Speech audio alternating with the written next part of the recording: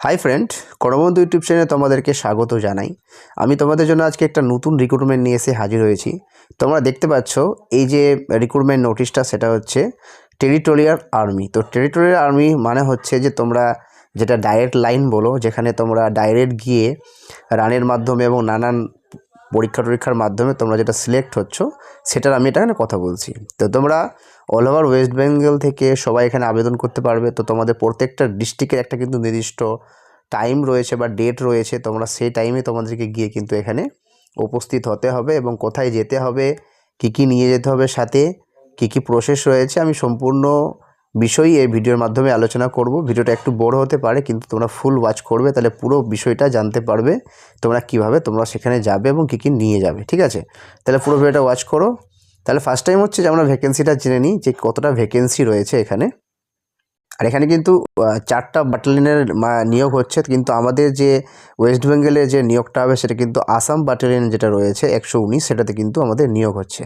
ঠিক আছে, তো সেখানে কিন্তু আমরা এখানে ভ্যাকেন্সিটা দেখে নেব যে ভ্যাকেন্সিটা কত রয়েছে।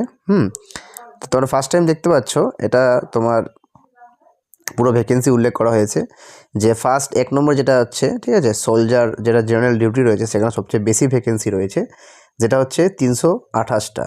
তারপরে তো আমাদের সোলজার চিফস রয়েছে, সোলজার হাউসকিপিং রয়েছে, ঠিক আছে, তারপরে হেয়ার ড্রেসার রয়েছে, ওয়াশারম্যান রয়েছে, টেলার রয়েছে।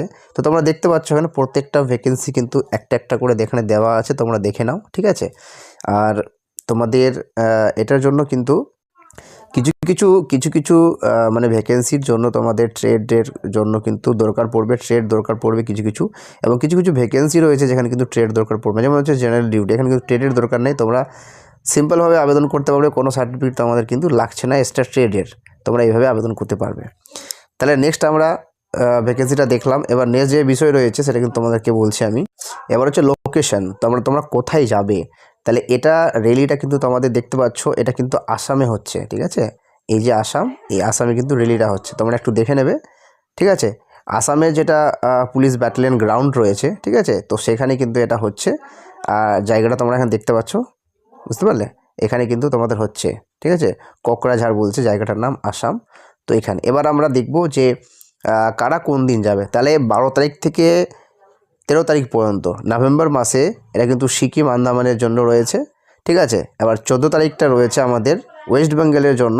কোন ডিস্ট্রিক্ট রয়েছে, যেটা হচ্ছে নদিয়া, হুগলি, হাওড়া, কলকাতা, নর্থ 24 পরগনা রয়েছে এবং সাউথ 24 পরগনা রয়েছে। ঠিক আছে, তারপরে 15 তারিখে আমরা কথা বলবো। 15 তারিখে যে ডিস্ট্রিক্ট রয়েছে সেটা কিন্তু হচ্ছে পূর্ব বর্ধমান রয়েছে, আর যেটা হচ্ছে পশ্চিম বর্ধমান আর পূর্ব বর্ধমান। এবার 16 তারিখে আমাদের রয়েছে যেটা হচ্ছে পশ্চিম মেদিনীপুর এবং পূর্ব মেদিনীপুর, এবং তোমাদের 17 তারিখে রয়েছে যেটা হচ্ছে বীরভূম, পুরুলিয়া, বাঁকুড়া এবং ঝাড়গ্রাম হয়েছে।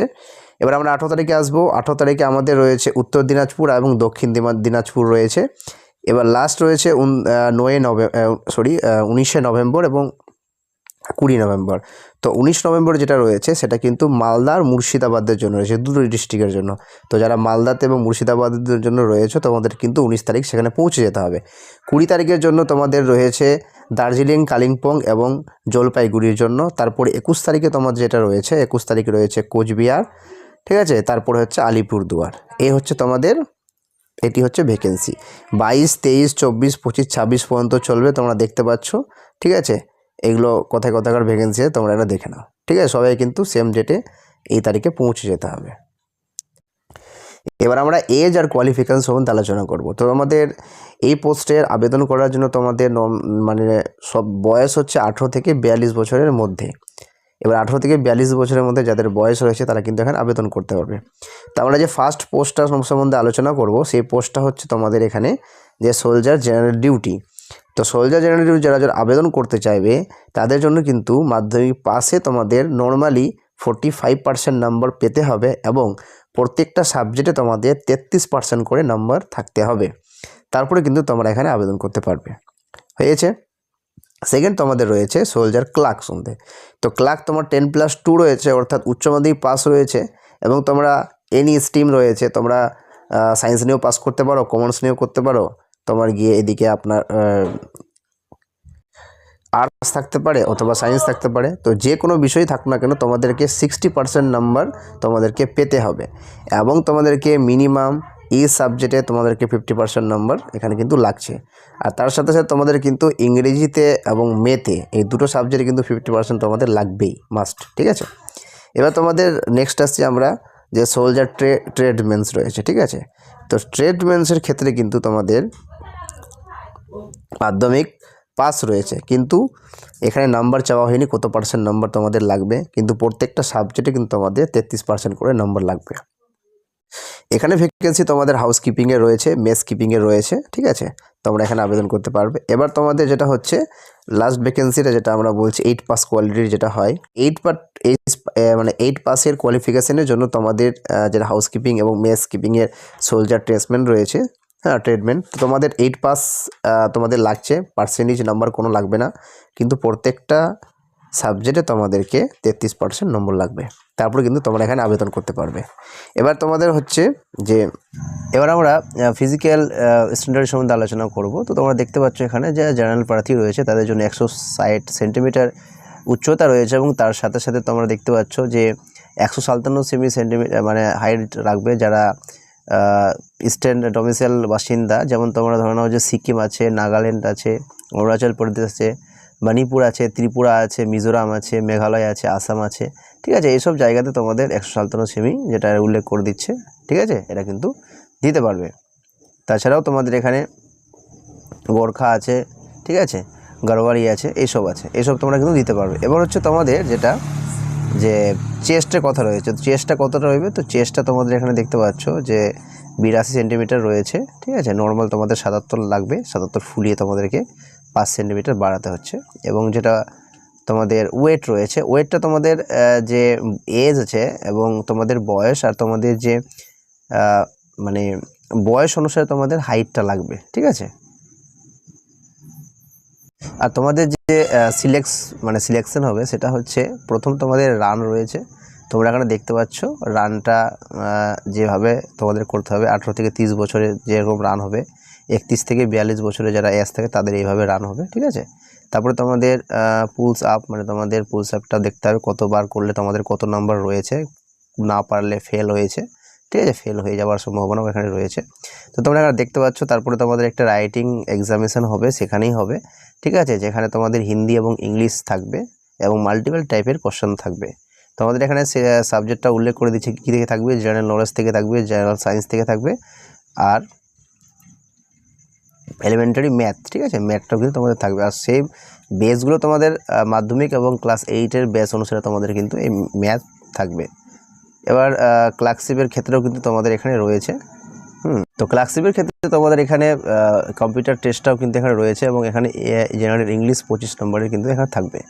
ঠিক আছে, এইসব তোমাদের এইসব ভিত্তি থেকে কিন্তু তোমাদের একটা নাম্বার বের করে তোমাদের কিন্তু মানে সিলেক্ট করা হবে। তোমরা দেখতে পাচ্ছ কোন সাবজেক্টে কোন ট্রেডের জন্য কোন সাবজেক্ট থাকবে, কী জন্য অ্যাপ্লাই করতে পারবে, মানে কি তোমাদের পরীক্ষা হবে সেটা। ঠিক আছে, এসবগুলো বিষয়টা রয়েছে।